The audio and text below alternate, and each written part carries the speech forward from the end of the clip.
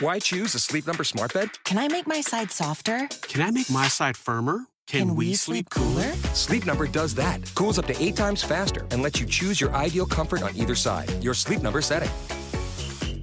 And now save 50% on the new Sleep Number limited edition smart bed. Plus free home delivery. Ends President's Day. Exclusively to Sleep Number store near you. Learn more at sleepnumber.com.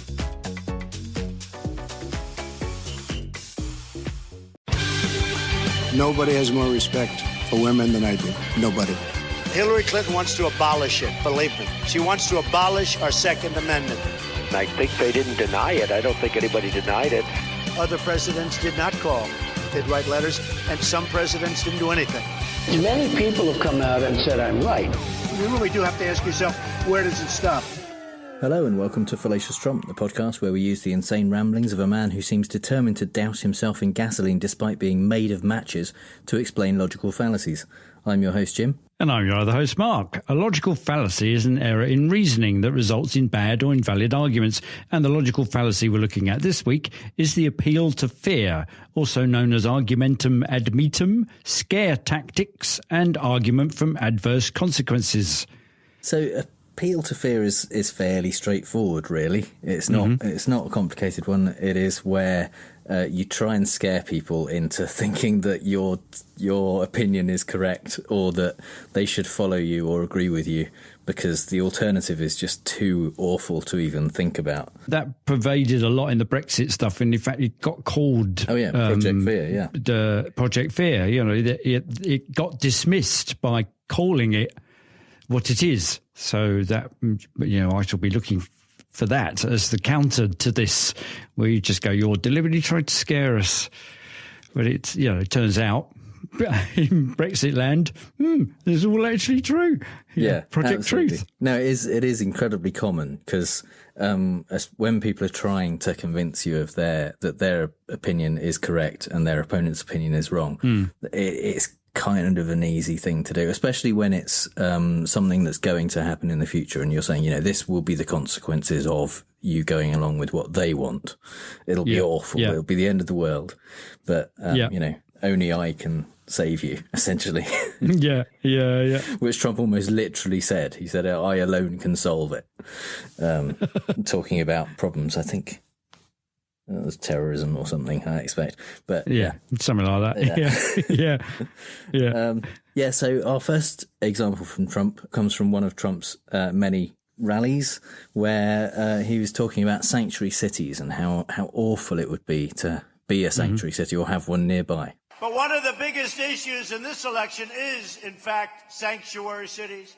McCready supports sanctuary city policies that force prisons and jails to release criminal aliens directly into your neighborhoods. Get out. Go ahead. Go into the neighborhood. What's your neighborhood? Where do you live? What? Rutherford County. Okay.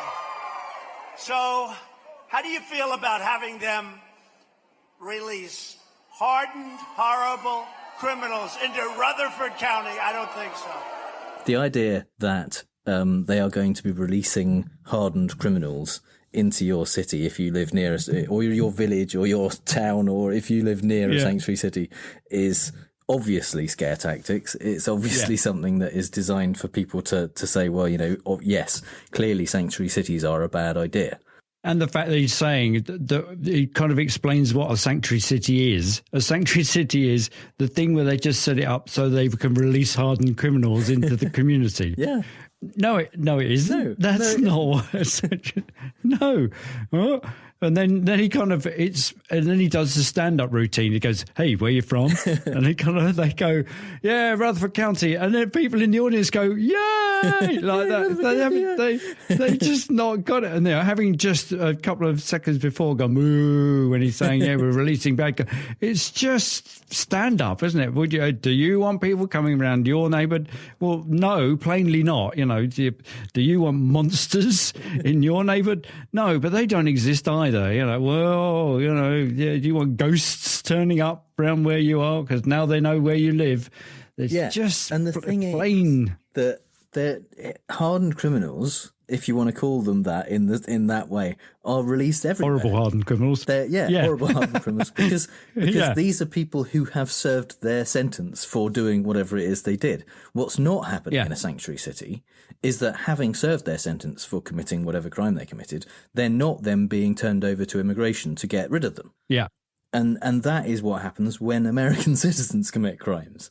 They serve their time, and then they get released into the community. So they get released into the community. Yeah. Or some of them get elected to office. Yeah. And then defend each other when they're there. Yes. So what Mention he's really names. saying Rudy is, Giuliani. do you want people who are not like you, people who aren't really Americans, to be released into your communities after they've been released from prison? So, that. And they go, no. Yeah, the other. So our second example from Trump is right from the very beginning of his campaign, actually, when he was talking about getting rid of Muslims, basically. Again, similar theme, really. Yeah. But other people. Yeah. And not like you. And in one of his kind of stump speeches, he said this. We can't live like this. It's going to get worse and worse. You're going to have more World Trade Centers. It's going to get worse and worse, folks. We're going to have more World Trade Centers, which, that's, I mean, it depends on the context, really. That could be a good thing. But yes, more World Trade Centers being destroyed, not so good. No. And that little bit at the end, I hate that when he goes, folks. Yeah. Folks at the end, which just makes him kind of avuncular. Yeah. No, more like a homunculus, actually. But in that kind of, I'm one of you guys, and the implication is I'm the only one that can save you. Vote for me, I won't let it happen. What he's saying is that if you keep voting for Democrats, then you're just going to get more terrorists. Do you want terrorists? Because that's how you get terrorists. So that's That's Trump, really, isn't it? That's just Trump all over. Yeah. So finally, we've got a tweet which is actually from this last week, I think. Very end of September. Because I don't know if you've heard, but there's a bit of an impeachment thing going on. Oh, really? The I word being the impotence. Impotence? So Trump is trying to suggest. Has he got something to say about that? Yeah. This was actually a quote from someone else that he has tweeted. He's not saying it himself. He's kind of one person removed from it. But this was a Trump supporter called Pastor Robert Jeffress on Fox News, and Trump has quoted him as saying, "If the Democrats are successful in removing the president from office," brackets, which they will never be. I think that's probably Trump's parenthesis there. It will cause a civil war-like fracture in this nation from which our country will never heal. So basically kind of threatening a bit of a civil war if he's held to account. If you do that, it'll be awful. Yeah. Well, I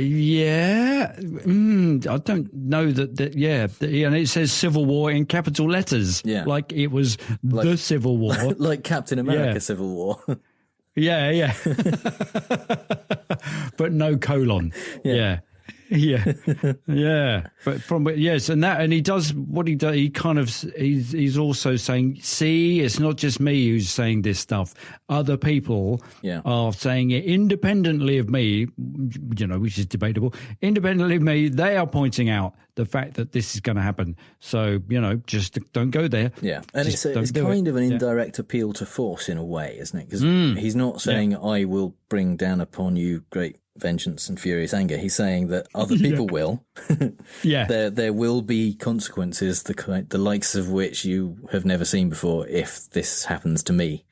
So and the implication is just don't do it. Absolutely. And peace will obtain. Yeah, let me get away with it, or there's going to be bad things. And now is the time, I think, for Mark's British politics corner. Well, what a busy time. Nothing at all has happened in the past month in the political arena in Britain. It's been quiet, hasn't it? It's been a little bit quiet. Well, there's one of the many votes that Boris lost was to have a recess of government, so whilst they could go off and have the Tory party conference. And it got voted down, so they had to commute up the country and down again to be both in the House of Commons and at the Tory Party conference. At the Tory Party conference, which was pretty much, well, they always are, the party conferences, pretty much kind of electioneering kind of speechifying. The most chilling proponent of the argument from fear was our Home Secretary. It seems to be the job of the Tory Party Home Secretary to strike fear into the hearts of everybody and do the old thing of that the Tory Party is the party of law and order. Apart from the fact that they've broken the law and is completely disordered. And the current incumbent in the role of Home Secretary, which has been held in the past by Theresa May. The current incumbent is Priti Patel, who has got her eye on probably the prime ministerial job at some stage because she quoted Margaret Thatcher in her speech. So it was a proper retro law and order. Let's just beat the hell out of everybody kind of speech. The irony being she's a second generation Indian immigrant. Hence, you could probably get the clue from her surname, Patel. So the odd thing is that white supremacists, racist, sexists are consequently quite conflicted about Priti Patel because she's very strong on law and order and immigration and taking control of the borders, but she is herself an immigrant. So they don't quite know what to do, I suspect, those kind of bullet-headed Union Jack wearing T-shirty thugs who just kind of go back to where you came from, but not you, because you can secure our borders. So the speech we're about to play, or the clip, is from her speech to the conference, and it's saying why you should not pick the Labour Party for the to be in power, not just because we don't want Jeremy Corbyn being the Prime Minister, but we don't want a Labour Party, a socialist Home Secretary. Because the choice isn't who the people want to be our next Prime Minister. It's also about who the people want to be their next Home Secretary. Do we really want a Labour Home Secretary who would leave our communities and our country less safe? A Labour Party who wouldn't even attempt to take back control of our borders because they want to surrender our border control and extend free movement. And on policing, the Labour Party would stop the police from doing their job. And when it comes to our brilliant intelligence agencies, well, what can I say? The Labour Party trusts our foes more than our friends.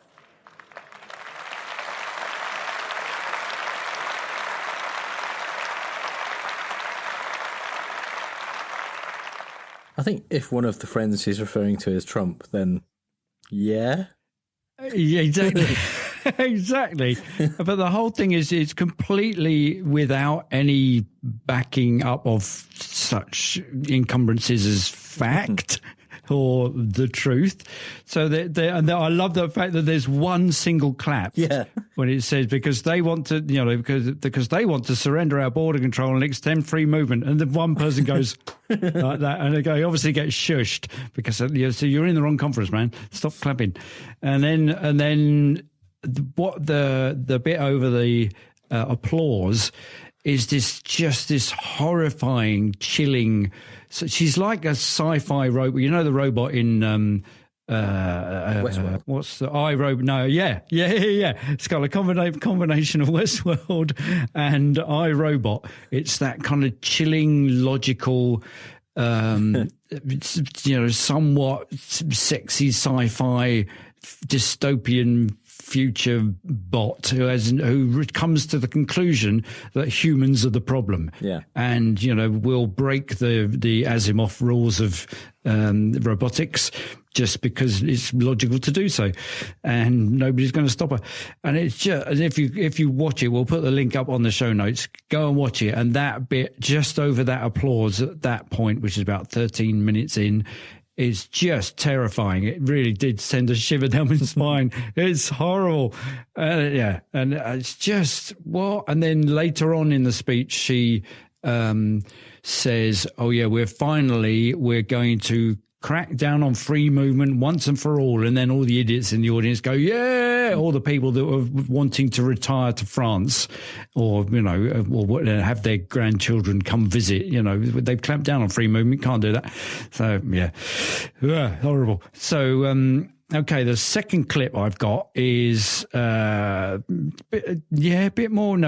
before that.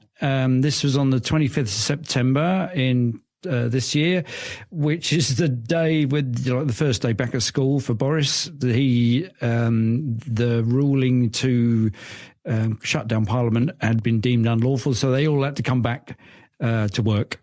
And there's the Corbyn did this excoriating speech where he kind of like ripped him to shreds and said, "Okay, finally, just give us some answers, you posh boy."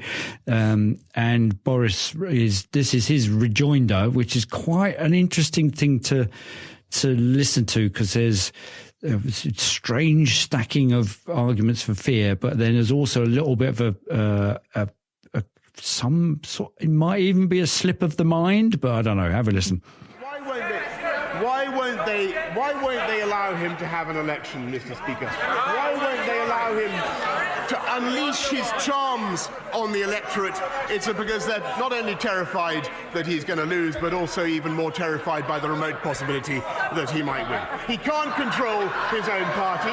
He can't decide whether he's for Leave or for Remain. He's being held captive by his colleagues. The electorate are being held captive by this zombie parliament and this zombie opposition, and he wants the entire country to be held captive in the EU after October the 31st. There's this weird thing where he kind of says they're afraid. So I think there's two sets in there saying, don't have an election because you might lose, but also you might win. Even worse. Yeah, even worse, you might win. So there's that's kind of both sides of the argument. On one side, it's like an imbalanced calculation, where you've kind of got both of the things are the same side of the equal sign.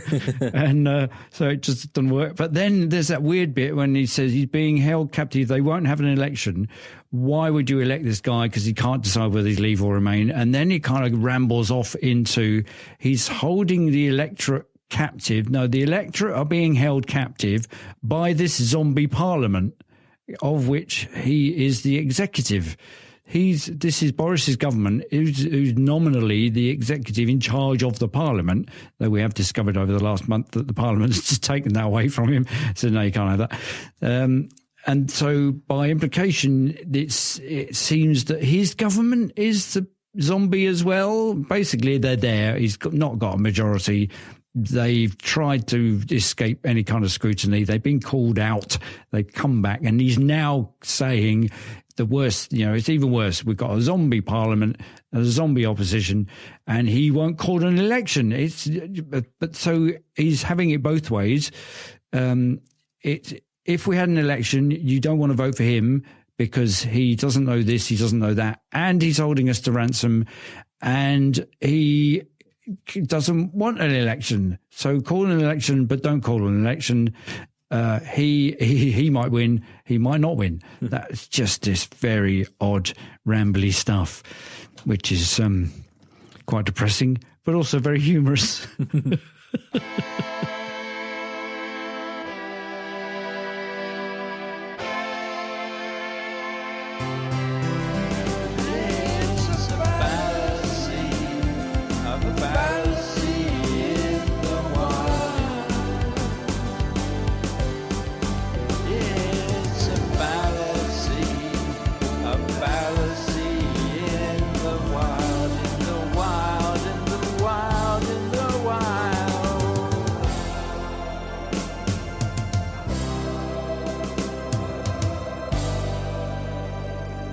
There we go. The Manic Street Preachers there with actually the appeal to fear fallacy.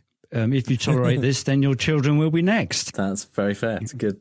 Yeah. Good choice. I think I've hit upon a theme now. I'm going to try and make the song fit the fallacy. Excellent. Yeah.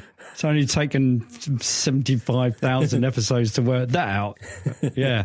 But I thought I'd squeeze that in as example 4. And then I thought, oh, no, I'll make it the sting. Yeah. There we go. So, in the Fallacy in the Wild, we like to talk about the Fallacy of the Week from the non-political perspective. And our first example this week is from Arrested Development, where, we get an example of George Bluth's parenting style. See, you're as bad as Dad with his ridiculous lessons. George Sr. had used his considerable means to stage intricate scenarios to teach his children what he considered valuable life lessons. I need help. I'll get my gear. Typically, these scenarios would involve a man named J. Walter Weatherman, a one-time employee who lost his arm in a Bluth Company construction accident. Why are you here? Remember, we're out of milk. I could have got it earlier if someone would have left a note. Why? If someone had left a note, this innocent man would still have his arm. Why? That's why you always leave a note. Well, those lessons worked, didn't they? I mean, we still leave notes to this day.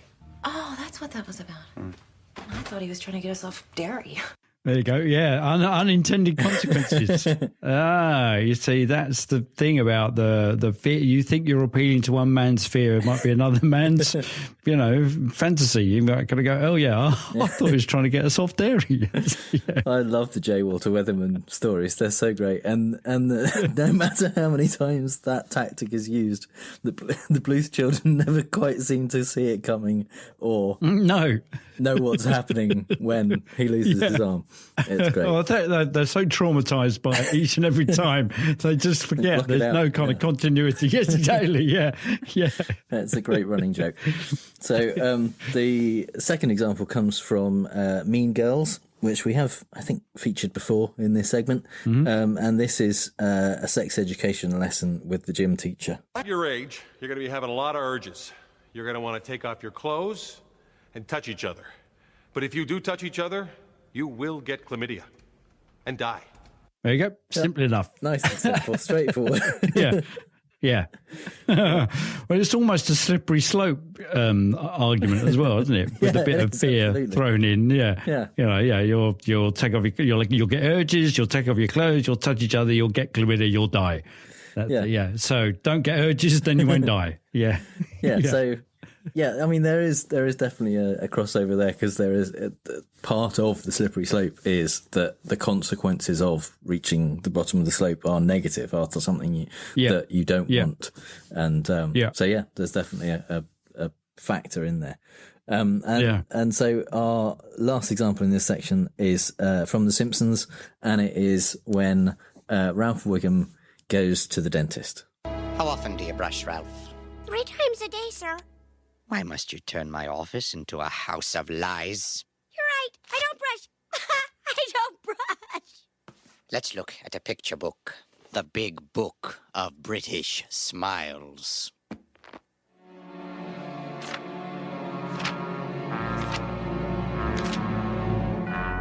That's enough.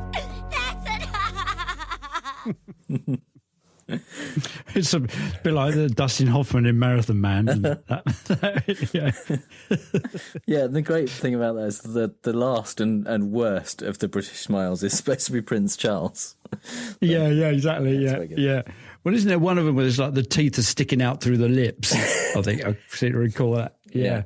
The book of British smiles. And that's fantastic. Yeah, and of course it works on Ralph, because this is an effective strategy to frighten people into thinking that they absolutely must choose your option, because all other options are just too horrible to even think about. And there's a bit of a kind of black and white fallacy crossover as well with false dichotomy, because people do tend to set this up as it's either the thing I say is right, or this awful alternative. Yeah, and nothing else. Yeah. Well, I guess that's actually what we've been playing out. Just to go back to politics for a moment, the Brexit thing, it's not been black and white. It's been always portrayed all along as black and white. So in fact, you've got to leave and remain. Yeah, exactly. Yeah, but there've been so many moves. It's actually been black and white, like a chessboard is black and white. There've been an infinite number of moves that have all been played out. It's a bit like Breaking Bad ran long enough to have all the ramifications of all the relationships between all the characters played out, and that's why Brexit has had to run to 3 seasons because we've got to get all of the possible crossovers and byways and shortcuts. It's like snakes and ladders as well. So that it's not just a black and white thing, even though, as we heard, Boris is still banging on with the black and white, either this or we end up paying $165 billion a minute to the EU. It wasn't true then, it's not true now. And just to mix our TV metaphors, like Walking Dead, occasionally large swathes of the main characters are just wiped out and we move on and get new characters. Yeah, and yet the plot continues. Yes, exactly. Yeah, into the zombie parliament. So we're gonna play fake news, folks. I love the game. It's a great game. I understand the game as well as anybody. Yes, it's time for Fake News, the game where I read out 3 Trump quotes, 2 of which are real and 1 I made up, and Mark has to figure out which one is fake news. You've got to let me win, or it'll be the worst for you. See that? Yeah, that's simply it. See, if you tolerate this. If you tolerate this, then your children will be next. Okay, so our theme this week is the word perfect, frankly, because more than anything else in this impeachment thing that is going on, which we will talk more about in a minute, is Trump's insistence that his call with Ukraine President Zelensky was perfect. It was a perfect call. He said it. I looked up kind of examples of him tweeting it and saying it in press conferences and things. 65 times in the last week and a half, he has described his call as perfect. Basically he's trying to do a Jedi mind trick on the US population that if he says it enough, they will believe that it's perfect. And these are not the calls you're looking for. But if see. Just repeating the same word over and over doesn't explain what he means by perfect. It was perfect. He said, what do you mean by perfect? You don't need to explain it. Was perfect. It's perfect. Yeah. Perfect is perfect. Brexit is Brexit. Yeah. What do you? Yeah. How can you have a perfect call? What is a perfect call? It means he agreed to look into Biden. That would be the perfect outcome from that call, wouldn't it? Yeah. It was perfect. Yeah. So it's a perfect example of committing a crime. So, it's the perfect crime. He has in the past sometimes called people or things perfect, and so I thought I'd use some of them as examples this week. So, statement number 1. This is in a joint press conference with Emmanuel Macron. He said, Mr. President, they're all saying what a great relationship we have, and they're actually correct. It's not fake news. Finally, it's not fake news. So it's a great honour that you're here. But we do have a very special relationship. In fact, I'll get that little piece of dandruff off. You have a little piece. We have to make him perfect. He is perfect. So it is really great to be with you, and you are a special friend. Before he stabs him in the back about wine. Yeah. Statement number 2. Okay. And this is about Ronnie Jackson, the White House doctor who he put up to lead the VA, who then had to resign. But Dr. Jackson, I don't know, should I call him Admiral or Doctor? I call him both. Doctor/Admiral. He's a doctor, he's an admiral. His son is a top student at Annapolis, graduating this year. An incredible wife, incredible family. I feel guilty. Admiral Jackson was getting ready to leave service and he served many years admirably. Not a blemish. Perfect. Beautiful person. A lot of you know exactly. He actually said I was healthy. That's how perfect he is. The perfect fool. Should be struck off, right? Okay. And statement number 3 is about former Secretary of State John Kerry. John Kerry did a terrible job with Iran. Terrible. I kept waiting for him to get up and walk away. Sometimes you have to walk away. If they're not giving you what you want, you walk away. But he didn't. The only time he walked away, this is perfect, it was when he entered a bicycle race and broke his leg. At 73, he enters a bicycle race. Perfect. I'll tell you something. I'll never enter a bicycle race when I'm negotiating a nuclear deal. So so the only time he walked away is when he broke his leg. Yeah. Okay. On a bike. Don't come running to me if you break your legs. Yeah. Yeah. At 73, he enters a bicycle race. I'll never enter a bicycle race. Well, you see, that's got the perfect Trumpers stand-up gag ending, which I've learned to suspect that there's your gag endings. Okay. With a Macron one, just a great relationship. Actually, correct. It's not fake news. Finally, I find it a great honour. Okay, and the dandruff thing. That sounds familiar. Dr. Jackson, top, like a top student. Okay. Actually, she says I was healthy. Well, I'm inclined to think that because of the gag at the end and the bicycle thing. Oh, no. Okay, I'm going to go with number 2 is the one that you made up. Okay. So, of the other two, which would you say you're more confident about? Number 1. Okay, so number 1 is real. Yeah. Mr. President, they're all saying what a great relationship we have, and they're actually correct. It's not fake news. Finally, it's not fake news. So it's a great honor that you're here. But we do have a very special relationship. In fact, I'll get that little piece of dandruff. We have to make him perfect. He is perfect. So it is really great to be with you, and you are a special friend. What is he like? That does reveal that actually, if there's something that people are saying that he agrees with, he then says that's not fake news. Yeah. Finally, not fake news. So so fake news is just it's a synonym for I agree with them.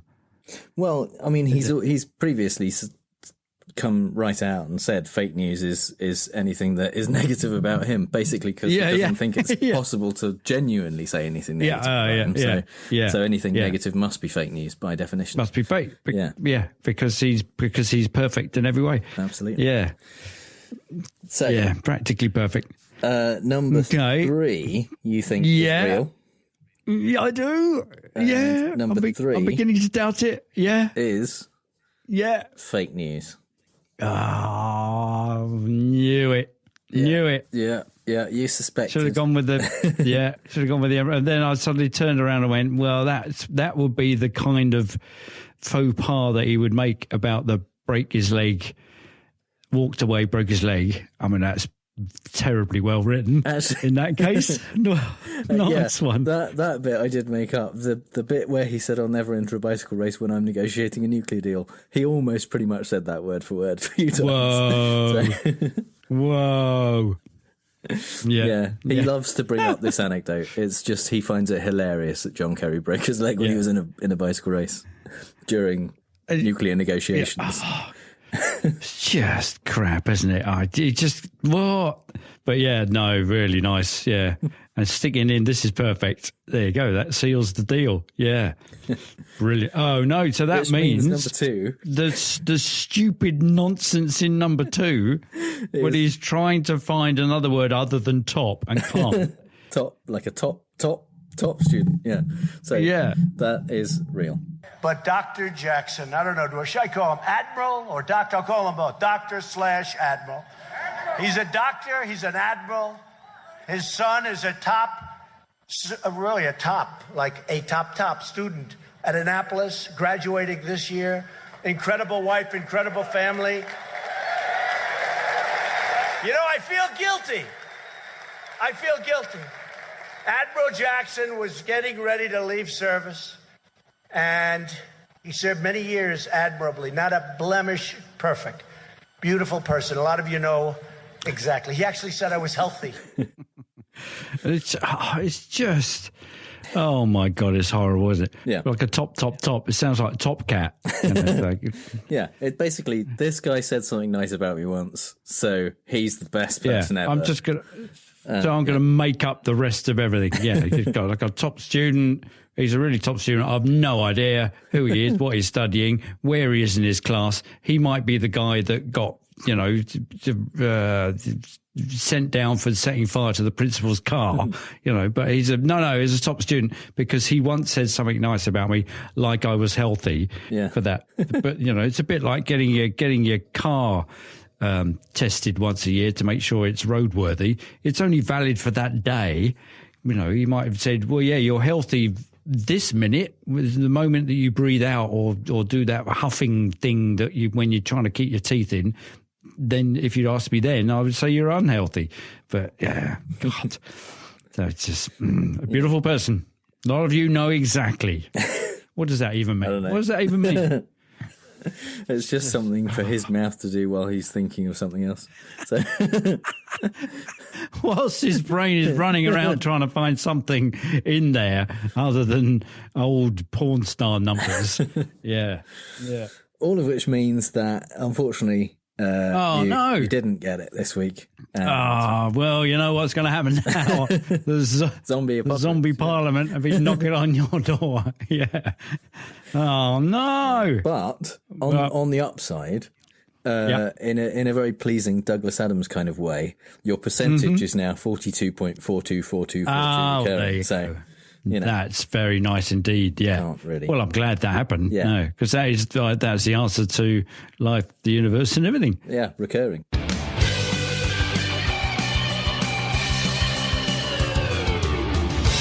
It's time for the part of the show that this week, at least, is called Impeachment is Not a Logical Fallacy. Yay! Yay! We finally got there. Yeah. God, what took them so long? Yeah. Jesus. Finally, Nancy Pelosi has decided that all of the other stuff that Trump did, that he got away with, this is too far. This is a step too far. This is just one too far. Yeah. Or more likely and more realistically, this is one that she can easily explain to the American people. There you go. Yeah. So, yeah. And it is fairly easy to explain. So you've heard about this undoubtedly from lots of different places. Apparently the awareness amongst the population about this whole scandal is actually incredibly high. It's something like 90-something% of Americans are aware, have a decent amount of information about the Ukraine call and its implications. That's not the 98% he was talking about the other day. No, I don't think so. No. 98%. But unusually high reception of the news on this matter. Right. So that's good. People are paying attention, and his approval ratings have gone down and down, and approval of impeaching him has gone up and up to now higher levels than Nixon or Clinton ever had. Of people thinking it's time to impeach him or supporting an impeachment inquiry at least. Does that extend to inside the Senate as well?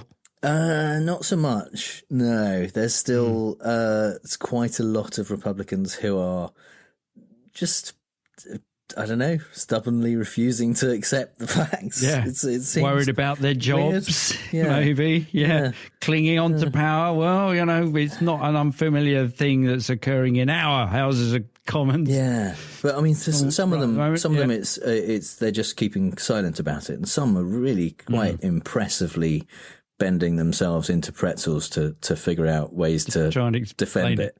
Right.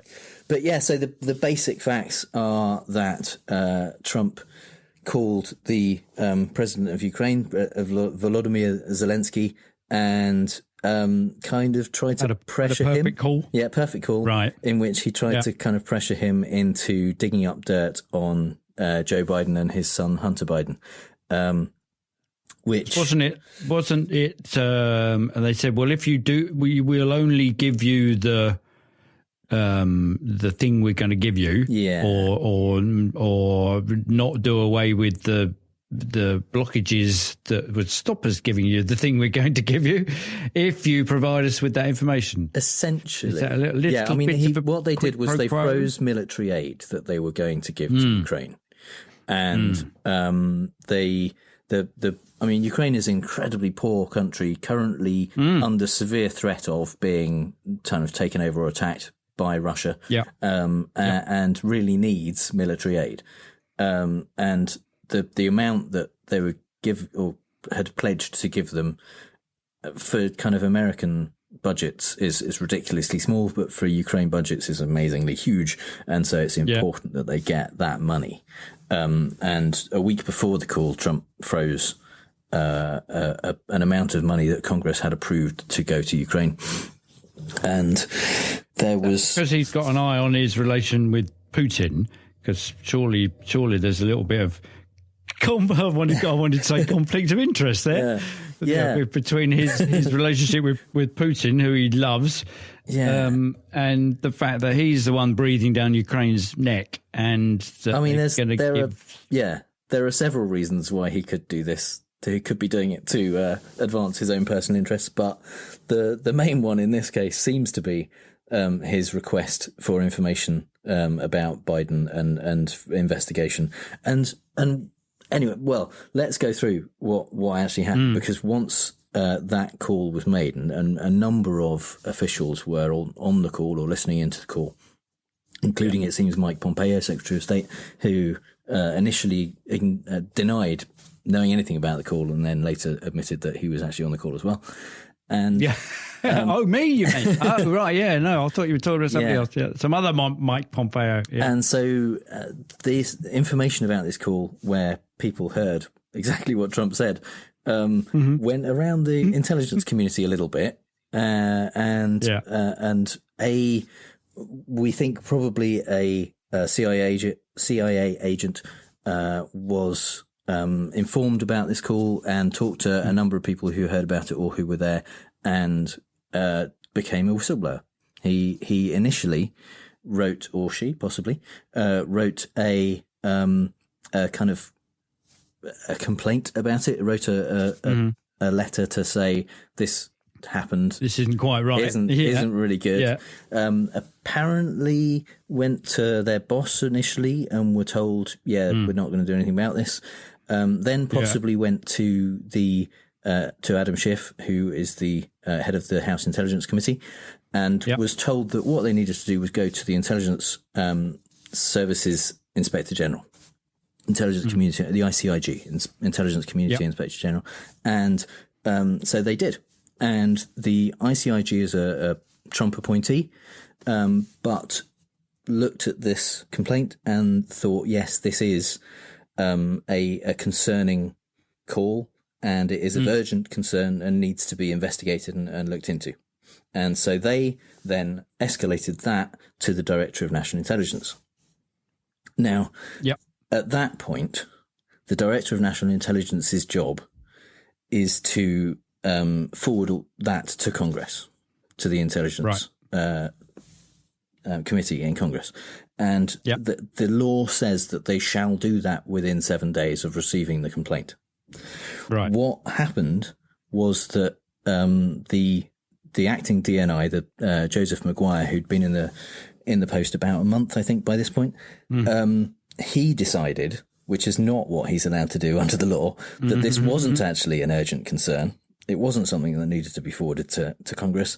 And instead, despite the fact that the complaint was about Trump and mentioned Bill Barr in it as being involved, he went to the Department of Justice and the White House and said, what do you think I should do about this? I should do, yeah. And they went, we think that you shouldn't do anything about it, basically. No, just sit on that. Yeah. What? So is he still in office, that guy? Is he still Jason there? McGuire? He's still there. Yeah. Weirdly. So apparently then it's a little bit unclear exactly what the sequence of events was, but it seems maybe the whistleblower approached again the House Intelligence Committee, having realised that this wasn't actually going the way it should go. Getting anywhere, yeah. And part of the rules of this kind of thing about whistleblowing include going to the House Intelligence Committee. That is a thing that the members of the intelligence community are allowed to do under this law. So that's completely allowed. And at that point, Adam Schiff was alerted to it, basically, and started asking questions and started asking for a copy of the complaint and a copy of the transcript of the call. Now, right, yep. Eventually, that came through. At first, the White House was saying, "No, you can't have it. They're ridiculous. You're committing treason by asking questions about this and stuff like that." Yeah. And eventually, how dare you look at the king? Yeah. And Trump was saying, "Oh, no, it's fine. We'll release a transcript. It was a perfect call."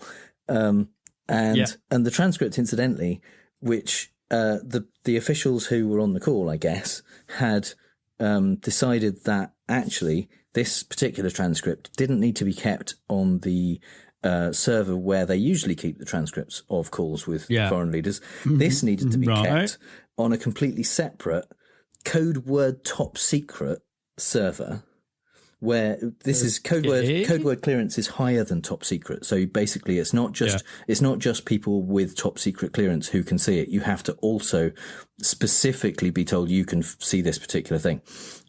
So it was kept on a completely different server that is designed basically for national secrets, national security. Right. Didn't Trump complain about Hillary doing something similar about stuff on other servers? Well, yeah, with Hillary, his complaint was that it was her own personal server that she was using for official business. Whereas this is kind of the other direction completely. Yeah. This is using a way more classified server than you would normally need for a perfect call. A normal, the perfect call. Which is just designed to say hi to another leader, basically. And some officials at the time said, well, this isn't right because there's nothing have you done that, of national security here. Apparently this isn't the first time that a call has been pushed onto this server or things have been put onto this server that aren't necessarily of national security issue, but just a kind of political interest to Trump's opponents. So Russia, if you're listening, well, if you can find those, and that might be something that would be necessary if it wasn't for the fact that Trump is so confident that he's never done anything wrong, and it's just annoying that people are even going after him at all, that they agreed to release the transcript of the call, and they released it, and it said basically exactly what the whistleblower said it would say, and it has Trump saying, he essentially says, "We do a lot for Ukraine. We've been very helpful for you. I'm not seeing a lot of reciprocity. I'm not seeing you kind of helping us. And we help you out a lot. The EU doesn't help you. They should help you more, but we help you a lot. And you should be grateful, basically." And Zelensky is saying, well, we're very grateful. Thanks very much. And we're ready to buy some more missiles from you. And at which point Trump says, I'd like you to do me a favor, though. Like in response to that, to talking about buying Javelin missiles. And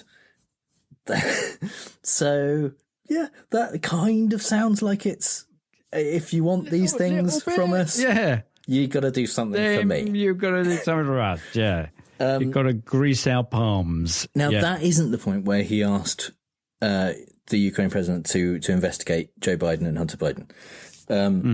That, bizarrely, is the point where he brought up a weird conspiracy theory, like a QAnon type thing, about one of, well, it's kind of a mixture. It's as QAnon conspiracy theories tend to be. It's a melange of crap, and it's he talked about CrowdStrike. He said, you've got some very wealthy people there, and they've talked about this CrowdStrike thing, and maybe it's in the Ukraine, and maybe you can help us with that if you can find it.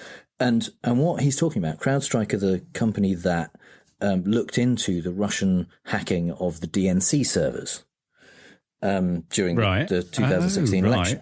And so the CrowdStrike kind of private security firm, like computer security, that wasn't related to Hillary's email server. That was a separate thing. But the CrowdStrike conspiracy people think that that firm wasn't kind of, they made up that it was Russia. They manufactured evidence that it was Russia. And there's a missing server. There isn't a missing server, but they say that CrowdStrike, for some reason that no one's quite clear about, took that and put it in Ukraine, hid it there for some reason. Right. Nobody really knows why. And also somehow that DNC server has Hillary's emails on it that she deleted and, acid washed from her own personal server. Which seems to just have been randomly brought in because people are talking about emails, and so why not? The weird thing is, this is a call between two leaders that Trump didn't. It wasn't getting released, so this isn't something that he is trying to kind of push a conspiracy theory about Hillary. This is something which suggests he believes it and wants the leader of this foreign country to help him find it. So can you just find this server? It's hidden somewhere in a country beginning with U. Yeah. Which is kind of scary. It's 2 foot tall, beige box, probably got IBM on the front. Yeah. What the hell? That is very, because you would that fits with the bumbling paranoid idiot bit, whereas the other bit about seeking some help from Joe Biden, and I think that's part about Joe Biden, I think that's part of his innocence that he protests that he has, is just naive stupidity. He's not innocent, he's just naive and stupid about how guilty he appears and how illegal the things that he's doing are. So, when he said, can you just look into that? And he just kind of said, China should do the same thing. Just comes out and says it out loud in front of people. And he thinks that he's completely justified in his anger at that. And why can't people see what he's saying? Why can't you just see the sense of this? One of the things I'm the president, he has tweeted all. in the last week is, I have an absolute right to ask other people to investigate on my behalf, basically. No, you don't. And essentially the problem here, in case it's not clear, is Trump is asking for something of value from a foreign leader. And in order to help his political campaign, because this is about the Biden thing, he's asking, the Hillary thing is gone. Hillary isn't running. It's nothing. It doesn't exist. That's just for his ego. But the Biden thing, it's Biden is arguably the front runner.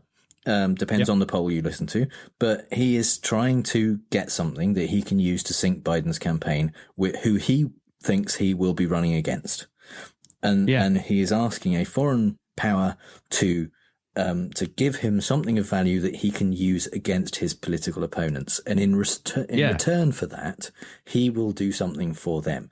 Now, that quid pro quo isn't required for breaking bribery laws, basically. There is no requirement for quid pro quo for him to have done something illegal, unethical. But there is quid pro quo there. As well. It's not, there. It's just not necessary. But and the other stupid thing is that he thinks that he could do this despite that Robert Mueller fella saying you did this with Russia, and he's going, no, I didn't, and it turns out he did, and that was bad too. And this is exactly the same thing. He did this like 2 days after the Mueller report. Oh no, I think it was after Mueller testified to Congress. He did this. So a couple of days, and he referred to it in the call. He said, you've seen this thing where with Robert Mueller, and he made a fool of himself in front of Congress, basically.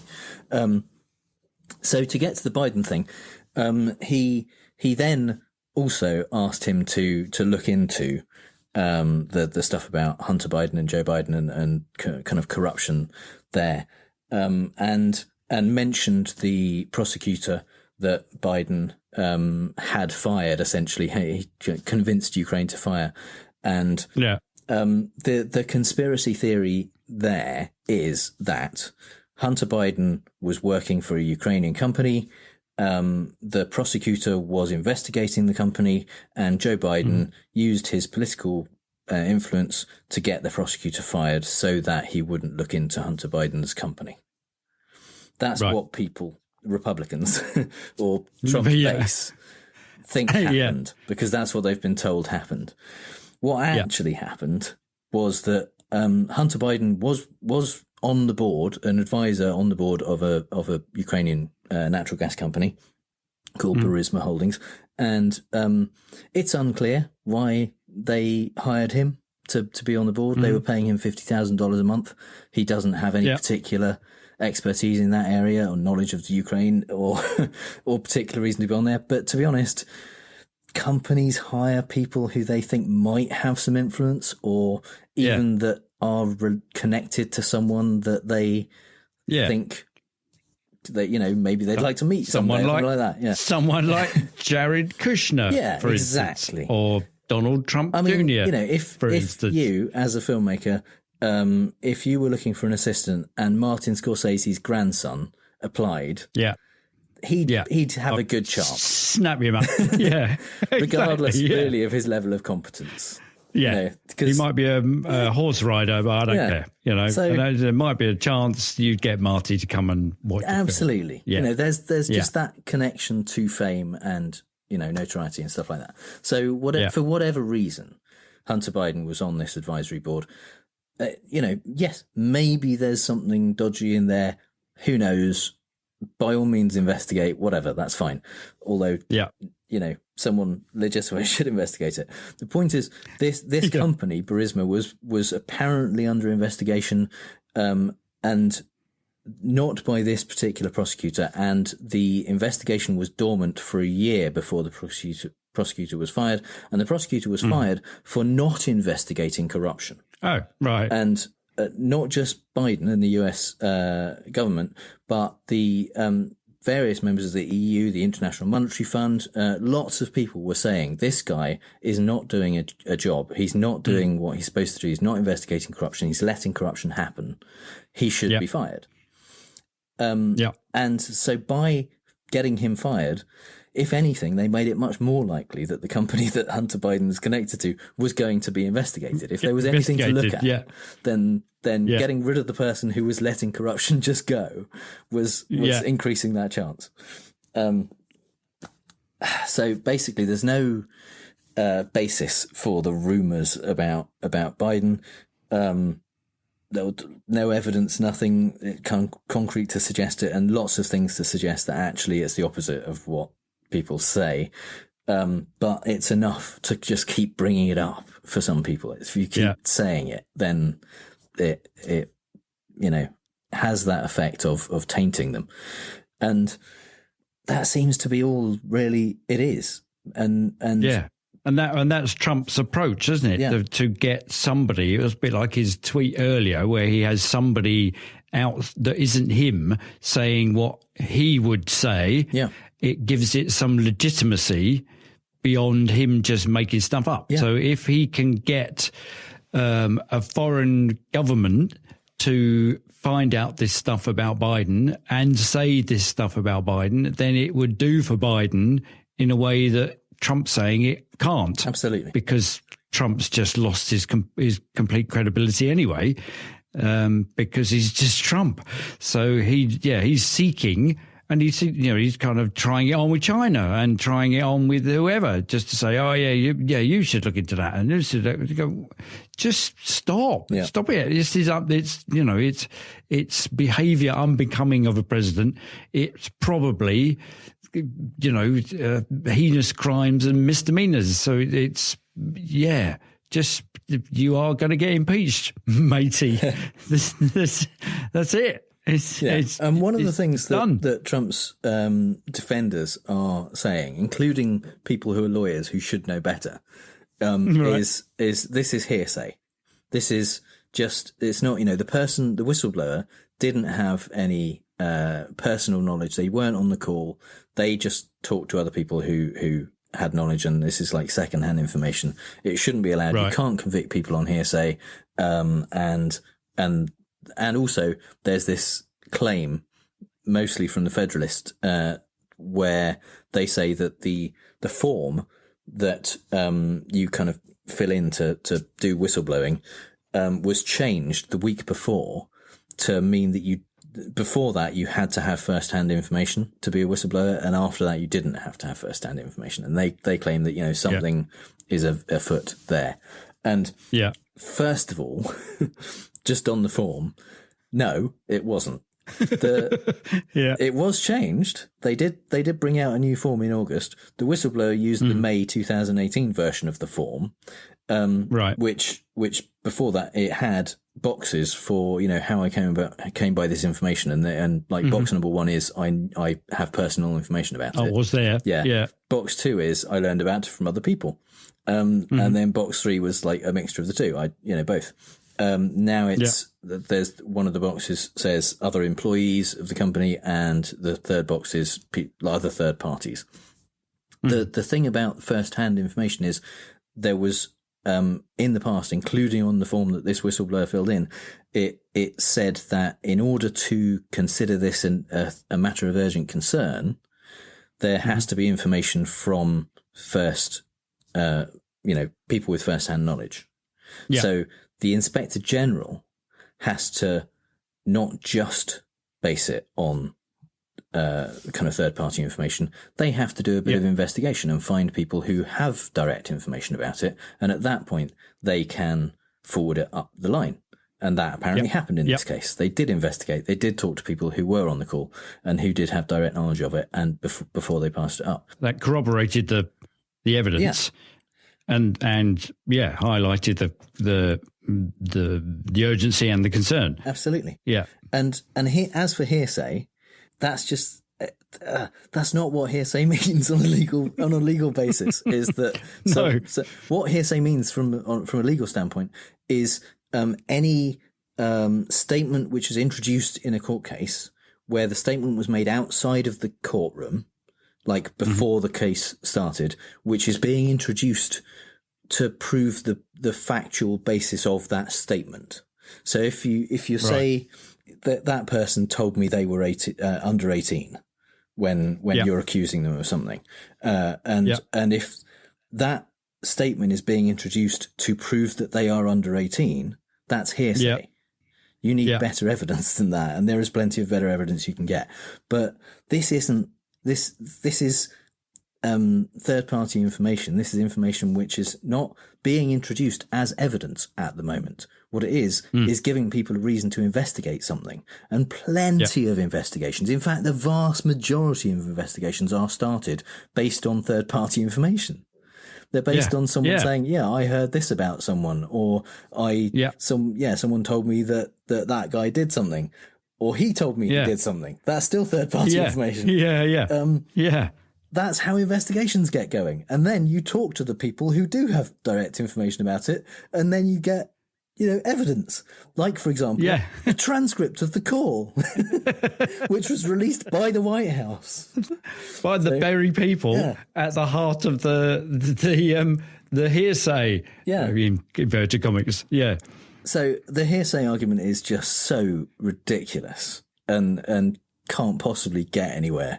And it's just something to say. It's just something that people who don't have a leg to stand on will bring up in an argument on TV. In order to undermine the strength of the evidence of their own eyes of the transcript, which they themselves released and then said, "Oh no, it's just hearsay." Yeah, there was nobody there that heard this. But here is the transcript of what? So, what? You can't. They're kind of trying to undermine their own provision of the evidence, which they were asked for as a result of the whistleblower saying something. Yeah, and they proudly provided, and then claimed it said stuff it didn't say. So, if you are interested in learning more about this and finding out more about the legal basis of hearsay and about what's actually happened and the whole rules around the intelligence community, Inspector General, all of that stuff, I suggest you go and find the Opening Arguments podcast, who for the last kind of 2 weeks have been doing brilliant episodes about that. And I'm absolutely sure we'll continue to do brilliant episodes throughout this impeachment process. And they're just amazing and very, very helpful to anyone who doesn't already know all this stuff, like someone like me, for example. I've learned a lot. Yeah, so, or indeed the members of the staff in the White House. Yeah. So yeah, go and check out Opening Arguments, and we will continue to try and bring you the updates as they come.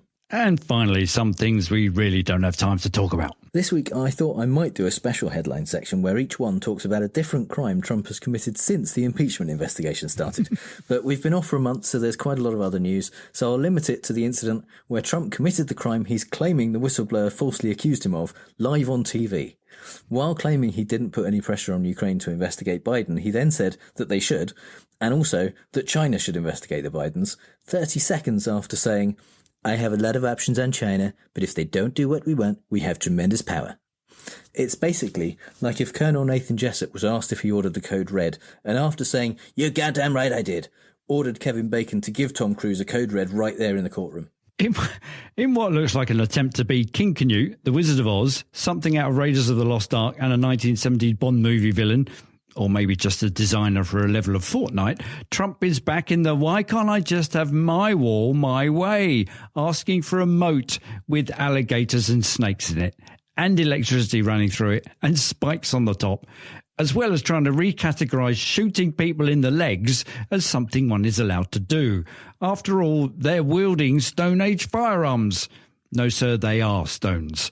Despite the fact that this is all illegal, inhumane and just batshit crazy, the UK's independent newspaper reports that the moat and alligators were actually costed. That's brilliant. One day, of course, one of the alligators will swallow a clock and haunt Trump's every tweeting moment. A fitting end to the boy who never grew up. What kind of company gets a request for that, saying, "Okay, yeah, right, what we want is 1,000-mile long filled with snakes and alligators," and they would think, "Well, yeah, I mean, we can give you a price for it. We could do that. Give you that. Yeah, That's so it's amazing. not just your parts. You see, it's the ongoing maintenance. Absolutely, you got to feed the alligators. What happens when you got to feed the alligators? In some of those areas, not enough migrants will fall in. So, and some of them will starve, and in the other places there'll be too many. So you'll have to shift the offspring. So that there's transportation costs for just moving alligators around. You can't just put them in a U-Haul. You've got to have and snakes. A lot of people don't like snakes, so you're going to have to find proper handlers and everything. Yeah.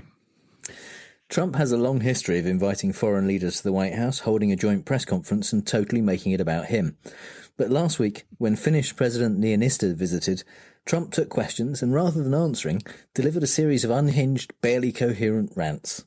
When Reuters reporter Jeff Mason asked him again to actually answer his question, Trump channeled Travis Bickle, saying, "Are you talking to me?" and then loudly and repeatedly insisted Mason ask the president of Finland a question instead. Niinistö, meanwhile, just looked at the camera like Jim from The Office. And when he did ask him a question, Trump jumps in and answers on behalf of Trump. Yeah.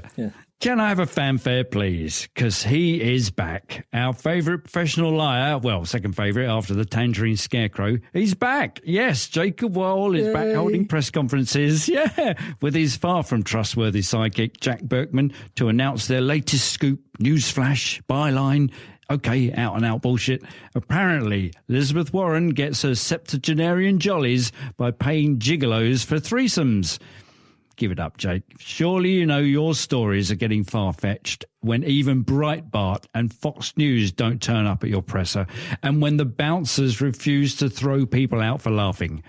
Warren did, of course, confirm she once went to Houston University and that she does therefore root for the Cougars. Rawr. The very first witness in the big, huge impeachment investigation, former US Special Envoy to Ukraine Kurt Volker, only former because he resigned immediately after the whistleblower story broke, has given Congress over 60 pages of text messages and other documents, some of which are really quite bad for Trump. For example, there's the text from former US Ambassador to Ukraine Bill Taylor, which said, "I think it's crazy to withhold security assistance for help with a political campaign." This was replied to by Gordon Sondland, US Ambassador to the EU and major Trump donor, who didn't sound anything like a mobster who thought his brother might be wearing a wire, when he texted back, "Bill, I believe you're incorrect about President Trump's intentions. The president has been crystal clear, no quid pro quos of any kind. The president is trying to evaluate whether Ukraine is truly going to adopt the transparency and reforms that President Zelensky promised during his campaign. I suggest we stop the back and forth by text. Let's stop talking about this stuff in a format that's being recorded. Yeah. Bill Taylor texted back, there's somebody watching, isn't there? And he went, yes. So, in moments of crisis, who do you turn to? Someone who might have formed a plan based on experience, legal principles and intelligence, rather than, say, the mastermind behind such game-changing moments as firing James Comey from the FBI, thus ushering in the appointment of one Robert Mueller. And what was that thing he did? Oh, yeah, the investigation. Yeah, and who was that mastermind? Good old son-in-law Jared Kushner, who Trump has turned to again in his hour of need to defend his position in regard to casually asking Ukraine to interfere in the upcoming US elections and the attendant impeachment inquiries. Oh no, you say, who's going to solve the Middle East problem now? And of course, goddamn, if only Jared had studied law or something. Still, when you've fired everyone else, there's always and only family left. The Borgias, anyone? If you're still curious whether Democrats or Republicans are the good guys, look no further than the North Carolina State House, where a morning without any votes was scheduled for September 11th to allow lawmakers to attend memorials for the victims and first responders.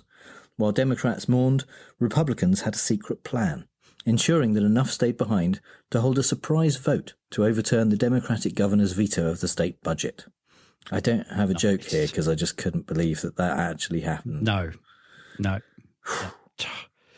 Yeah. So, Boris, did anything interesting happen this month? Well, only a lifetime of British politics in that month. And I'll attempt to do it in 60 seconds, which, let's face it, is longer than Boris has ever done anything real in politics. OK, Jim, start the clock. OK, go. A member of his Tory party joined the Lib Dems walking across the floor of the House live in the middle of a Boris speech, effectively removing a working majority of one. Boris's own brother then resigned his Ministry of Transport job because of Boris's stance. Boris then went on to sack 21 members of his own party who voted for the Benn Act and decimated his majority further. The Benn Act is a law Parliament passed, which means that the Prime Minister would have to ask the EU for an extension to Article 50 beyond the 31st of October if he cannot get a deal agreed by Parliament, i.e. we cannot leave with no deal. But he continues to espouse the existence of Schrodinger's Brexit in that he says he will not break that law, but we will leave on the 31st of October, deal or no deal.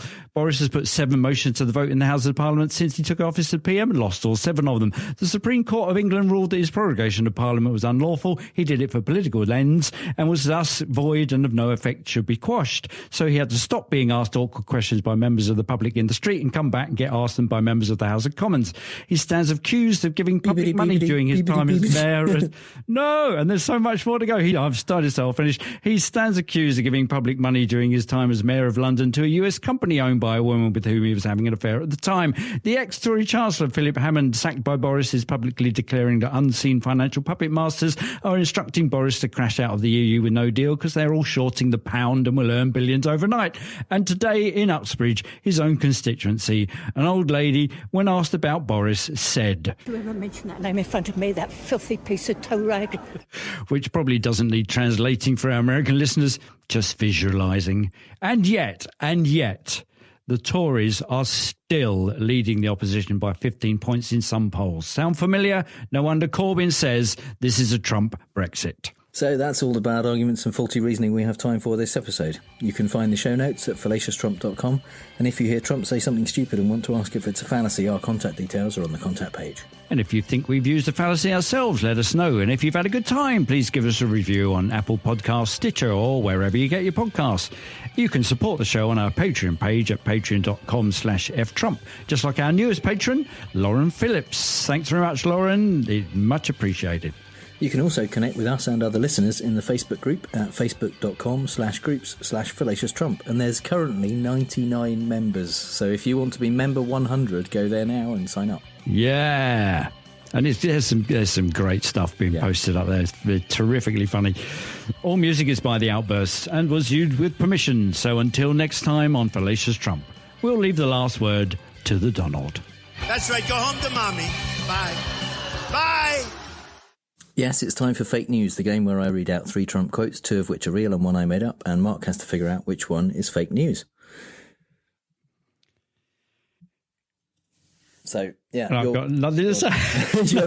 Normally you say something related to the episode. At that point, but no. I suddenly went blank. I'm going to say something. Yeah. Okay. You've got to let me win or it'll be the worst for you.